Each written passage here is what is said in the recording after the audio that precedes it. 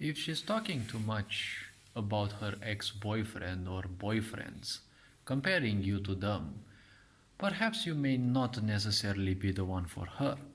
See, this was something that I've seen girls present a lot, and, well, even some people, but to a certain extent, well, many men simply kind of don't realize the fact that, someone who speaks about other people, see, they're most likely curious to see how curious you are in return. Because women usually do that when they are infidel, but also guys can do it. It's not that one gender would be more disloyal or, you know, promiscuous, naturally or unnaturally, than the other. See, if someone constantly speaks to you about someone, maybe a coworker, anyone, and they're like almost obsessively talking to you about, but it doesn't have to necessarily be obsessive. It's like day in, day out, probably even once or twice or three times. That's probably a possible red sign in a way, because the more someone speaks about someone, even if they speak badly or not about, see, the very simple point is this: the more that that person is in their mind. Now, the question is, why would that person be in their mind? Do they really hate them? Or probably they actually, like them, but, there is something, uh, let's call it devious in return.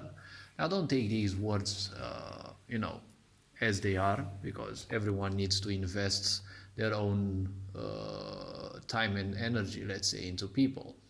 See, when it comes to people, typically men are givers and women are receivers. One has to understand this, and men love giving gifts, and typically women don't mind receiving gifts.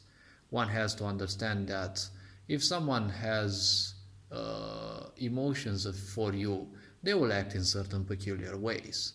But if someone has expectations of you, typically that is not much of a love. Expectation means they have needs which are unmet. Unmet needs means that those needs are more or less important than you. When those needs become obsessions, they're definitely more important than you.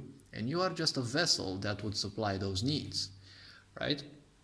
So if people constantly talk about certain things, most likely those other things or people are more important than you. They don't necessarily have to be, their actual boyfriend, for example, but still, it can be a point. And this is something that one should open up and discuss. Because some people might actually, goof up and show you indirectly, or they might even admit that they actually are, thinking constantly about the other person. Karmic relationships are a thing, and usually they end up, with each and every one obsessing about the other for a certain time, usually until the cycles are broken. See, if people simply like you, as I said, well, they will act in a certain way. They usually won't have much of an expectation set for you, right? But if they like you, it is expectable. If they love you and they have expectations, that is a bit more problematic in a way. I prefer the so-called couple approach, in the sense of everyone each handles their own points. If you need my help, I may assist, however, but honestly, I don't like people who have expectations of me, because I'm not sure that I can honor those expectations.